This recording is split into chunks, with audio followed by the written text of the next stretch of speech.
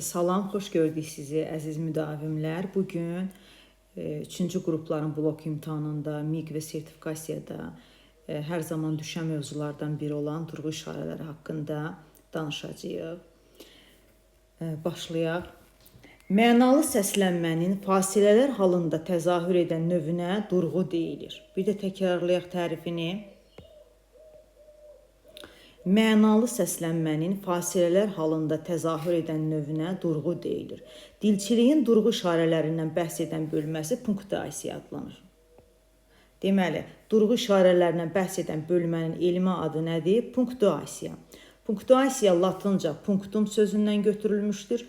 Mənası nöqtə deməkdir. Deməli, durğu işarələrinin elmi adı punktuasiyadır. Latın dilində punktum sözündən götürülüb və nöqtə deməkdir. Azərbaycan dilində durğu işarələrinin işlədilməsi ideyasını ilk dəfə Mirzə Fətəli Axundov irəli sürüb. Bilik ki, Mirzə Fətəli Axundov Azərbaycan ədəbiyyatında dramaturgiyanın əsasını qoyan şəxsdir və eyni zamanda deməli durğu işarələrinin işlədilməsi ideyasında ilk dəfə Axundov irəli sürmüşdür və işarələr təklif etmişdir. Durğu işarələri ilk dəfə Əkinçi qəzetində və Vətən dili Çerniyayevskinin dərstliyində işlənmişdir. Deməli, durğu işarələri ilk dəfə hansı qəzetdə? Əkinçi qəzetində və Vətən dili dərsliyində işlənmişdir. Durğu işarələri iki funksiya yerinə yetirir. İki funksiya. Bir var ayırıcı durğu işarələri, bir də var fərqləndirici durğu işarələri. Ayırıcı durğu işarələri hansılardır? Nöqtə, vergül, nöqtəli vergül, qoşan nöqtə, sual, nida, üç nöqtə. Deməli, ayrıcı durğu işarələri. Bir də baxaq, nöqtə, vergül, nöqtəli vergül, qoşan nöqtə, sual, nida, üç nöqtə. Fərqləndirici durğu işarələri. Bunlar cüt üzvlüdür. Yəni, iki dənədir sanki. Bax, fərqləndirənlər iki dənə. İki tiri, iki vergül, mötərizələr və dırnaqlar. Deməli, bir də baxaq. Ayrıcı durğu işarələri oldu. Nöqtə, vergül, nöqtəli vergül, iki qoşan nöqtə, yəni sual, nida, üç nöqtə. Fərqləndiricilər isə bunlar cüt üzvlüdür. Belə yadda saxlayaq ki, fərqləndirənlər sanki iki dənədir. İki tiri, iki vergül, mötərizələr və dırnaqlar. Tire ilə defsin fərqi nədir? Bilirik ki, defs durğu işarəsi deyil. Bunu qeyd eləyək. Defs durğu işarəsi deyil. Bunu yadda saxlamaq lazımdır. Testlərdə düşür tez-tez. Tire durğu işarəsi olduğu halda defs durğu işarəsi deyil. Tire həcmcədə defsdən daha böyükdür. Tire sintaktik, defs isə morfoloji anlayışdır. Tiredən daha çox sintaktik kateqoriyalarda, defsdən isə mürəkkəb sözlərin yazılışında, bəzi texniki məqsədlərdə istifadə olunur. Buna görə də defs dilçilik ədəbiyyatında orfoqrafik işarə kimi verilir. Tire isə, tire sözünün mənası fransızca çəkmək deməkdir. Uzun üfüqi xətt şəklində durğu işarəsidir. Morze əlifbasında da tiredən istifadə olunur. Deməli, defsdən harada istifadə olunacaq? Məsələn, mürəkkəb sözlərin yazılışında deyirəm ki, səhər, axşam. Axşam. Yaxın mənalı, əks mənalı, dost, qohum məsələn. Bax, defs. Eyni zamanda hecalarda, sözün sətirdən sətirə keçirilməsində. Amma bildiyimiz kimi defs durğu işarəsi deyil, tire isə durğu işarəsidir və ondan həcmcədə böyükdür. Fransız sözüdür, mənası çəkmək deməkdir. Deməli, dialoqda hər adamın danışığı yeni sətirdən verilir və ondan əvvəl tire işarəsi qoyulur. Deməli, baxırıq ki, tire harada qoyulacaq? Deməli, dialoqlarda, vasitəsiz nitqdə daha çox istifadə olunur. Və hər adamın danışığı yeni sətirdən verilir və ondan əvvəl tire işarəsi qoyulur. Bax, fikir verin, səncə, bax, tire qoyulub. Səncə, vergül, bu gövdəli, qollu, budaqlı. Bax, buradakı isə defsdir. Yəni, defs durğu işarəsi deyil.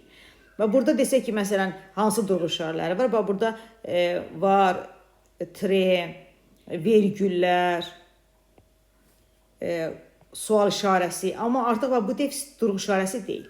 Yəqin ki, modal söz bu gecə güclənən küləyə görə. Bax, yenə də yeni sətirdən veriləndə tiredən istifadə etdik.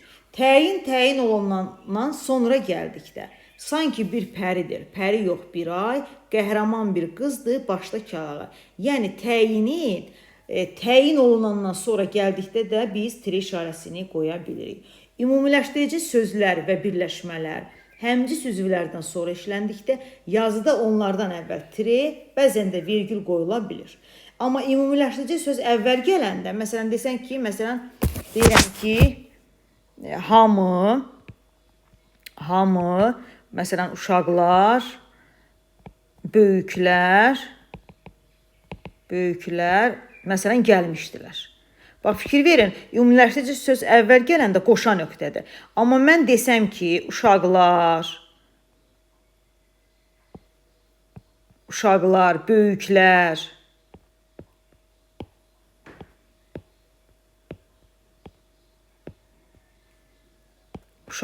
böyüklər, hamı, bax, artıq ümumiləşdirici söz, bax, bu sonradan gələndə isə hamı gəlmişdi deyəndə, ikinci tərəfdə, yəni sonda gələndə artıq tire işarəsi qoyulur. Amma əvvəl gələndə qoşa nöqtə işarəsi idi.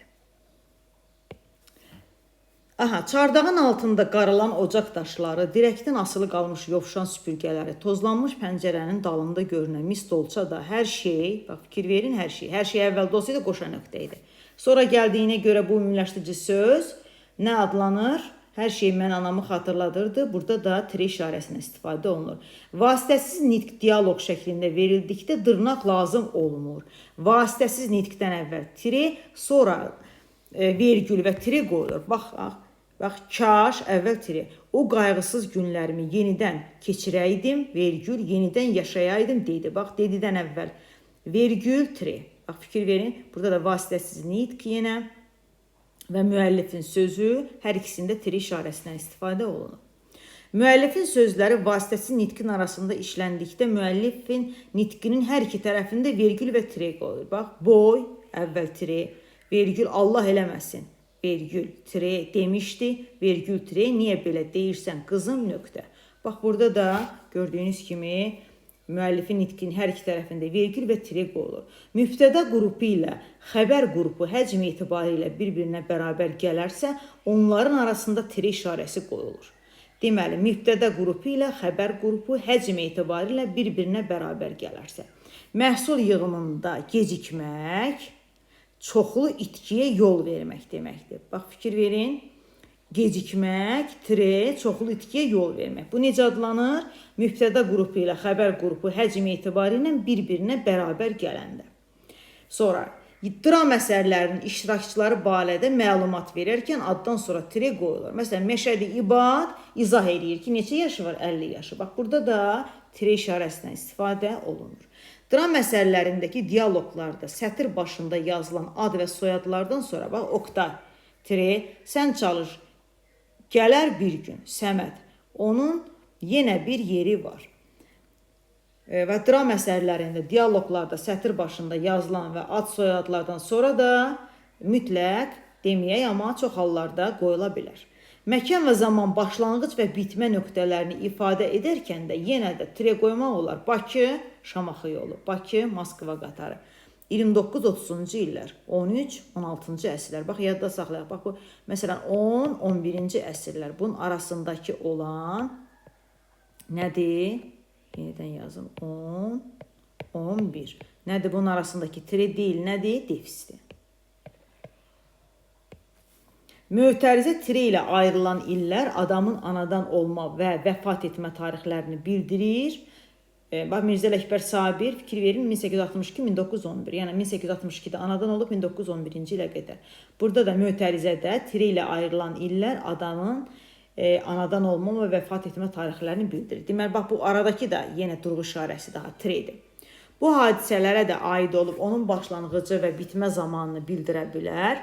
Böyük Vətən müharibəsi yenə 41-45-ci illər. Yenə də tire qoyula bilər. İş, təcrübə, kəşf, ideya, qanun ortaq olub bir neçə şəxsə və tərəfə aid olduqda.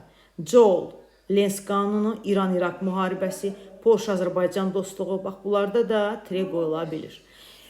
Cümlənin ortasında işlənən ara cümlənin hər iki tərəfində Şuşa, əsası 18-ci əsrdə qoyulmuşdur.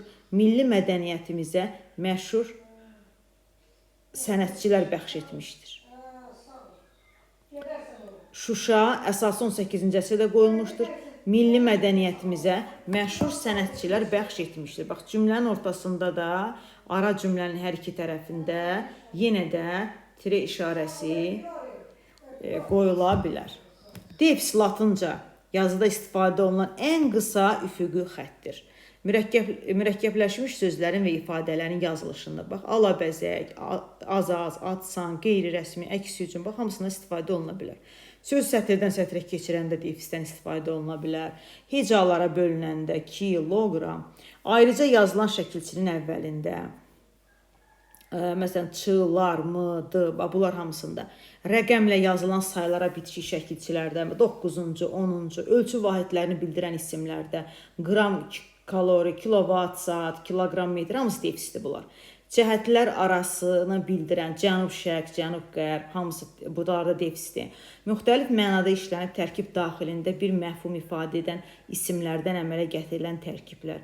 Alim, ginekoloq, kafe, restoran, bunlar da defisdir. Klassik muğam adlarını bildirən isimlər, Bayatı Kürd, Bayatı Şiraz, hamısı. Qısaltma sözləri qoşulan şəkilçilərdən əvvəl defis qoyulur. Bax, BMT-də, Birləşmiş Millətlər Təşkilatında, BUDU-ya, Bakı Dövlət Universitetinə, ADA-ya, Azərbaycan Diplomatik Akademiyasına və s. Qısaltmanı təşkil edən hərflər yanında konkretləşdirici rəqəm olduqda hərflərlə rəqəm arasında defis qoyulur. Qaz 51, tu 154. Bax, bunlarda da yenə defisdir. Yəqin ki, aydınlaşdıra bildiniz defislə tirenin fərqini. Nöqtə, keçək nöqtəyə. Nöqtə ərəbcə son, qət olunan, kəsilən deməkdir. Yəni, nöqtə son deməkdir. Son, qət olunan, kəsilən. Hər hansı bir fikrin və ya məlumatın bitdiyini göstərərkən cümlənin sonunda nöqtə işarəsi qoyulur. Nöqtədən sonra tam fasilə edilir. Nöqtə işarəsi qoyulur. Haralarda qoyulur?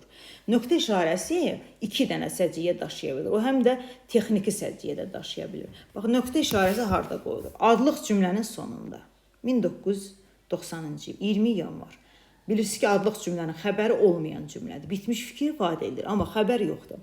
İkinci, tabesizlik bağlayıcıları müstəqil cümlələri mürəkkəb cümlənin tərkib hissələri kimi birləşdirirsə, özündən əvvəl onlar seçkiləri rəsmən müşahidə etməyiblər, bax, nöqtə. Amma ümumilikdə prosesin gedişini izləyiblər. Nəqli və əmr cümlələrin sonunda da nöqtə qoyulur. Amma nida cümləsində yadda saxlayın ki, nida işarəsidir. Adi intonasiya ilə deyilən söz cümlələrin sonunda dram əsərlərində iştirak edən obrazların adları abzasdan yazılarsa, məsələn, Hacı Qara, nöqtə, neçə 15 günün içində 100 manat. Ad və ata adların qısaltma formalarından sonra, məsələn, Mirzə Fətəli Axundzadə, bax, hamısını, bax, Mirzə, nöqtə, Fətəli, nöqtə, Axundzadə, Azərbaycan dramaturgiyanın banisi sayılır, bax, bu belə məqamlarda. Aşağıdakı hallarda nöqtə durğu işarəsi sayılmır, texniki səciyyə daşıyır. Harada? Harada texniki səciyyə daşıyır, baxaq. Deyirəm, məsələn, və sair, və ilaxır, belə sözlər deyirik, və sair, məsələn, və sair, nə bilim, və ilaxır. Bax, belə olanda da texniki səciyyə daşıyır. Maddələri göstərən rəqəmlərdən sonra qoyulduqda sıra sayı kimi. Bilirik ki, bax, birinci, bu da birinci deməkdir, bu da birinci deməkdir. Və bir yanında nöqtə də birinci deməkdir. Bax, burada sıra sayı kimi anlaşılır. Fikir verin, bir nöqtə birinci deməkdir, 2 nöqtə, 2 yanında nöqtə ikinci və qeyd sözündən sonra da qoyulduqda. Nöqtənin işlənməsində rast gəlinən müxtəlif formalar vardır ki, onların da nitqdə işlənmə yeri və orfoqrafik funksiyası vardır. Qoşa nöqtə biri digərinin yuxarısında qoyulan 2 nöqtədən ibarət durğu işarəsidir. Sadalanan sözlərdən əvvəl ümumiləşdirici söz gələrsə, bayaq da qeyd eləmişdim, ümumiləşdirici sözdən sonra 2 nöqtə qoyulur. Hər yer, baxın, hər yer qoşa nöqtə. Bu, dağ, dərə, meşə, çay, ona uşaqlığındakı gözəl günləri xatırladırdı. Və bu hər yer, dağ, dərə, meşədən sonra hər yer olsa, burada artıq nə olardı? Defis işarəsi. Daha doğrusu tire üzr istəyirəm. Tərkibində vergül olmayan aydınlaşdırma əlaqəli, bağlayıcısız, tabesiz mürəkkəb cümlənin tərkib hissələri arasında tərəflər razılığa gəldilər qoşa nöqtə. Sülh danışıqları davam etdiriləcək. Ərizənin, tərcümeyi halın, izahatın və s. sonun, bax, imza qoşa nöqtə, məsələn, Fuad Qasımlı, imza Nazlı Məmmədli. Əmri, arayışı və s. imzalayan şəxsin vəzifəsinin adını bildirən sözdən sonra məktəbin direktoru qoşa nöqtə, məsələn, Ramin Hacıyev, Vəli Məmmədov, yəni fərqi yoxdur. Ü və Ö hərflərinin üstündə qoyulan 2 nöqtə durğu işarəsi deyil. Yəni bu, təbii ki, biz bunu bilirik, amma yenə də qeyddə verilib. Yəni Ü və Ö. Bunların üzərində qoyulanlar isə təbii ki, durğu işarəsi deyil. Hərfin öz yazılışı belədir. Çox nöqtə nə zaman qoyulur? Adətən yan-yana 3 nöqtə şəklində olan durğu işarəsidir. Bir tərəfdən vergülə, digər tərəfdən nöqtəyə yaxındır. Deməli, çox nöqtə nədir? Bir tərəfdən vergülə yaxındır, bir tərəfdən nöqtəyə yaxındır. 3 nöqtə isə fikrin bitmədiyini bildirmək məqsədi ilə işlədilir. Yəni, 3 nöqtə nəyi bildirir? Fikir bitməyib. Stat daxilində göstərilən hissəyə qədər olan hissə verilmişsə, özündən əvvəl, özündən sonraki hissə buraxılırsa 3 nöqtə qoyulur. Nəriman Nərimanov yazır. Qoşa nöqtə, dırnaqlar. Bu zamanda mədəniyyətli millətlər çalışırlar ki, dillərini və yazılarını asana çıxarsınlar. Və burada nöqtələr qoyulur. Bax, fikir verək ki, bu nöqtələr çox nöqtə də dırnağın içərisindədir. Bax, ona da diqqət edirək. O cümlədən yüksək hiss-həyəcanla deyilən nəqli cümlələrdən sonra da 3 nöqtə qoyulur. Bu, adətən subyektiv və köşə yazılarında. Bu da axtarışın nəticəsi. Nöqtə, 3 nöqtəyə burada qoyulur. Bir sıra həmcis üzvlər sadalanarkən, lakin sonda və s. və ilaxır işlədilmədikdə, son sözdən sonra 3 nöqtə qoyulur. İndi qələmin gücü daha da artıb, onun əlində maşınlar, radiolar, kinolar, işıqlar, rənglər, binalar, sanki cümlə bitməyib. Yəni, çox nöqtədə fikir tam bitmiş deyil. Necə deyilir, bir ardı var. Vergülə baxaq. Vergül fransız sözüdür. Semantik mənası qol-budaq hissə deməkdir. Çox maraqlıdır. Bax, vergülün mənası nədir? Qol, budaq hissə. Fransız sözüdür. Qol, budaq hissə. Nöqtə nə bildirdi? Nöqtə son bildirdi. Vergül nəyi bildirir? Qol, budaq hissə. Vergül rəngarəng məqamlarda özünü göstərən, cümlə sərhəddi ilə bağlı olmayan durğu işarəsidir. Yəni, burada sərhəd yoxdur artıq. Cümlənin həmcis üzvlər arasında qoyula bilər. Bax, dağlar, dərələr, düzlər, bax, hamısında vergüllər var. Həmcis mübtədələr arasında, bax, burada dağlar, dərələr, hamısı nədir? Həmcis mübtədələr. Biz də şirin söhbət edərdik, bax, edərdik, yeyərdik, danışardıq, gülərdik. Bax, həmcis xəbərlər arasında qoyulub. Və birləşdirmə bağlayıcısından başqa qalan bağlayıcıların iştirakı ilə qurulan tabesi mürəkkəb cümlənin tərkib arasında vergül qoyulur. Bir dənə və birləşdirmə bağlayıcısı olanda vergül olmaz. Qonaq getmək istədi, bax, amma, ancaq, lakin, çünki hamısından qabaq qoyulur bu vergül.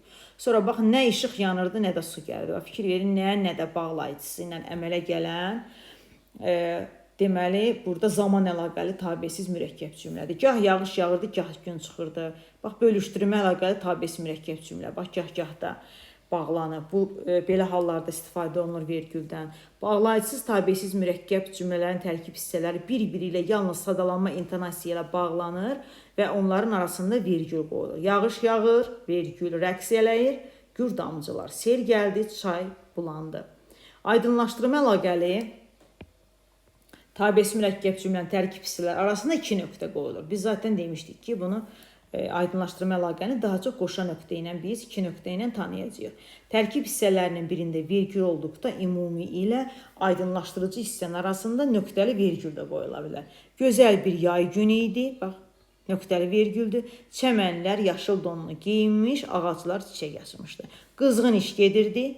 Sanki aydınlaşdırır ki, bu işin mahiyyəti nədən ibarət idi. Deyir ki, yəni bu qızğın işin içində nə var idi? Kimi çala qazırdı, kimisi də şitil əkirdi. Tərəfləri müstəqil olub. Daxilində həmcis üzv iştirak edən, bağlayıcısız, tabesiz mürəkkəb cümlələrin tərkib hissələri arasında nöqtəli vergül qoyulur.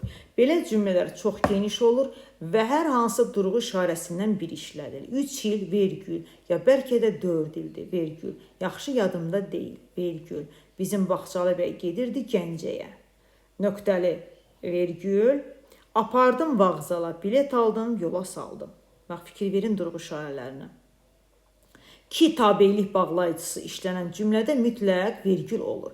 Amma ki deməli bağlayıcı olanda olur. Məsələn, deyirəm ki, gəldim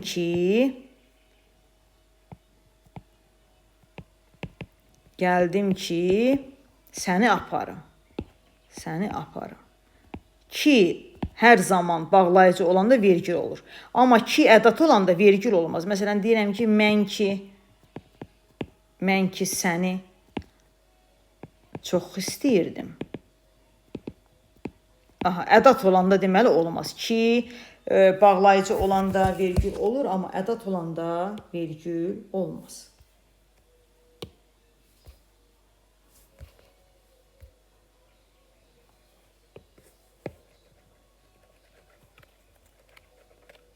Aha. Sonra baxaq. Çünki bağlayıcısı işlənən mürəkkəb cümlədə əvvəl ammadır, ancaqdır, lakindir, çünkidir. Bunlardan əvvəl qoyulur. Bax, fikir, çünki, bax, əvvəl qoyulur. Sa-sə şərt çəkicisi işlənən mürəkkəb cümlədə sa birinci cümlənin xəbərində gələrsə ondan sonra qoyulur. Bax, fikir verin. İşləmirsənsə, sa-sədən sonra nə oldu? Vergül oldu. Amma əgər varsa, əgər bağlayıcısı varsa, burada birinci cümlədən sonra qoyulur. Mürəkkəb cümlədə sada, belə, hərçənd, düzü, doğrusu, doğrudan sözləri varsa, həmən sözlərdən sonra, amma, ancaq, lakin bağlayıcılarından isə əvvəl qoyulur. Məsələn, düzü modal söz olduğuna görə, baxın, vergül qoyduq. Sonra ancaq bağlayıcıdır, ondan əvvəl vergül qoyduq. Xüsusiləşmiş üzvlərdə durğu işarələri cümlədə məna və intonasiya cəhətdən fərqləndirilən üzvlərə xüsusiləşmiş üzvlər deyilir. Tamamlıqlar, bax, başqa, qeyri, özgə, savayı, əlavə əvəzinə və s. qoşmaların köməklə xüsusiləşir. Quşların səsindən başqa bir səs eşidilmirdi. Plandan əlavə, fikir verin, cümlədə məna və intonasiya cəhətdən fərqləndirilən üzvlərə xüsusiləşmiş üzvlər. Yəni, bunlardan sonra da vergül qoyula bilər. Baxın, səsindən başqa, plandan əlavə. Zərfliklər fərqli olaraq baxmayaraq, halda ki, əlaqədar olaraq, bax, bunlar varsa, xüsusiləşərkən, yəni bu zaman həmin sözlərdən sonra vergül qoyulur. Bax, fikir ver, səhər yorğun və ac olduğumuza baxmayaraq körpünü tikdik. Baxın, baxmayaraqdan sonra vergül istifadə etdik. Sonra baxaq. Dəqiqləşdirici xüsusiləşmiş üzvlər bu və digər bir üzvə aid olur. Onun mənasını konkretləşdirir. Bax, xüsusən, xüsusilə, o cümlədən, hətta sözlərin köməyi ilə formalaşan dəqiqləşdirici xüsusiləşmiş üzvdən əvvəl vergül yazılır. Bütün siniflər, baxın, vergül, xüsusən, 10-cular yaxşı nəticə əldə etdilər. Bax, sanki, deməli, konkretləşdirdi. Bütün siniflər, xüsusən, kimi deyir 10-cular, bax, konkretləşdirdik. Onun bütün bədəni konkretləşdirir. Hansı bədəndə? Onun nəyi? Üzü, gözü toz içərisində idi. Yəni, mənasını konkretləşdirdi. Bu zaman da vergül qoya bilirik. Əvəzliklərdə vergül.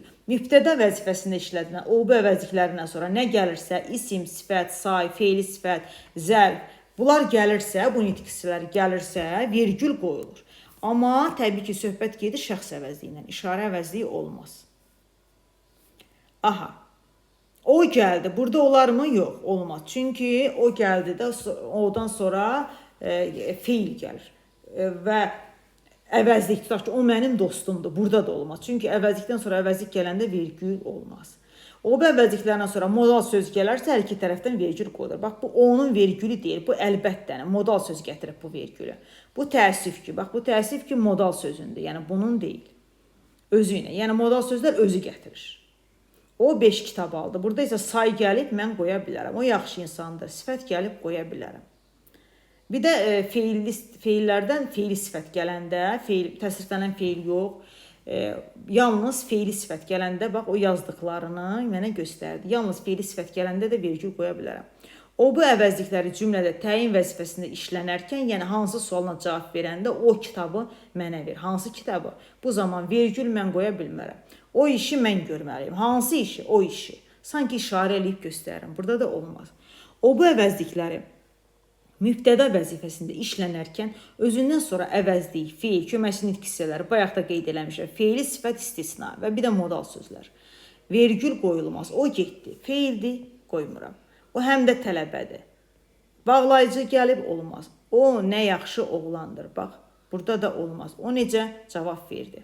Və burada nəyə görə olmaz? Çünki nə də, necə də əvəzlikdir. Dedik ki, əvəzlikdən sonra vergül olmaz. Və hansı məqamda olar əvəzlikdən sonra vergül? Sadalanma. Deyirəm ki, o, mən, sən gəzməyə gedək.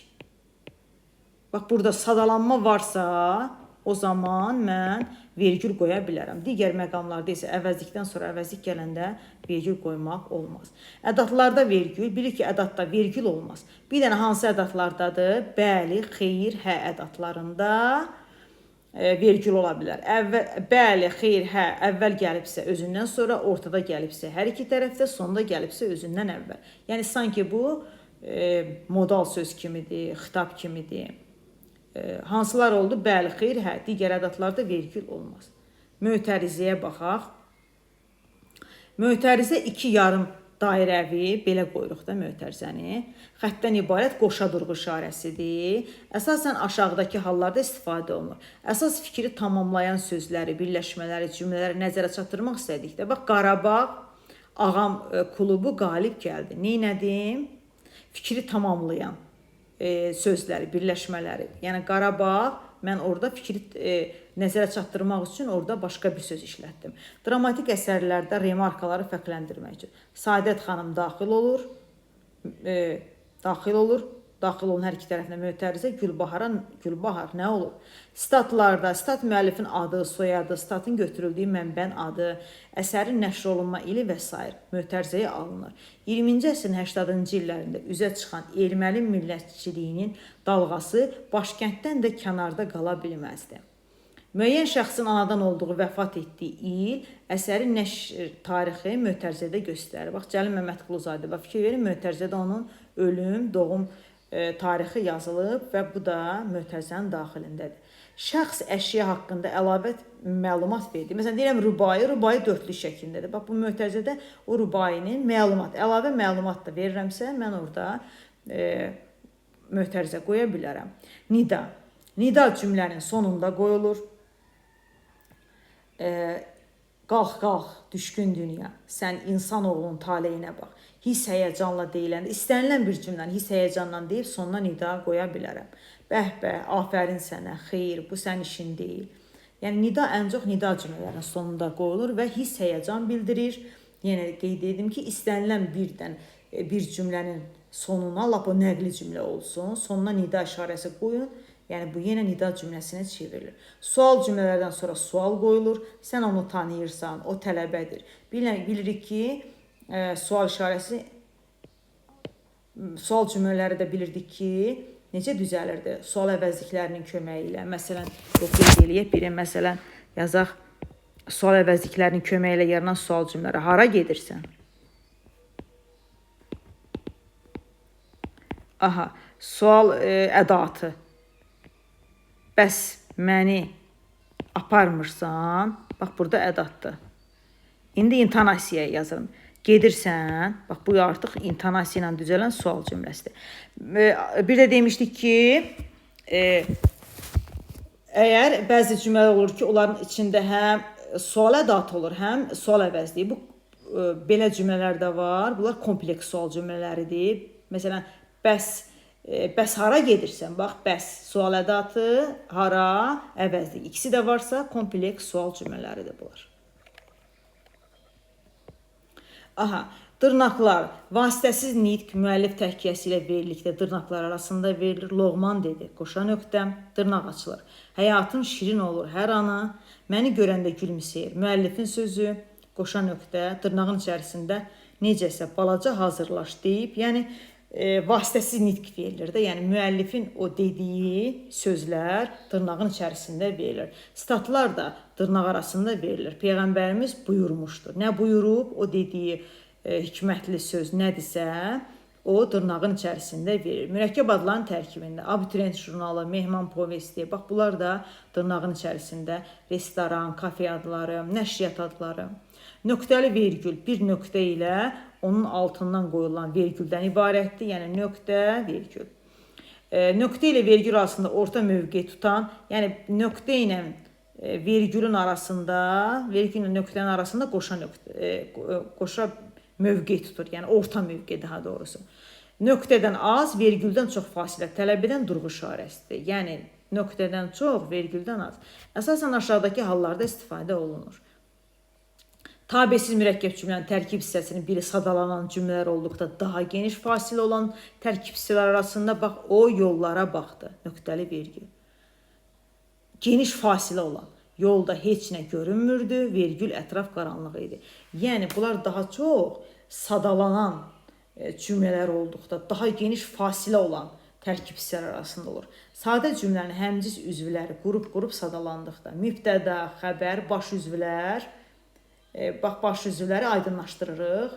Tamamlıq, təyin, zərfli ikinci dərəcəli üzvlərdir. Fikir verin, burada da nöqtəli vergüldən istifadə olundu.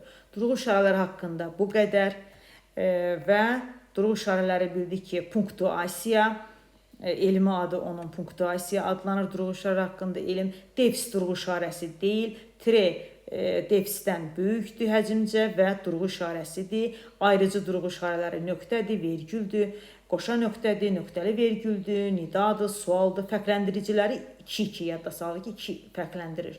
2 tire, 2 vergül, mötərizə və dırnaqlar. Bu qədər durğu işarələri barəsində yeni dərslərdə görüşənədək sizinlə mən idim Rəvanə müəllimə. Bir daha təşəkkür edirəm.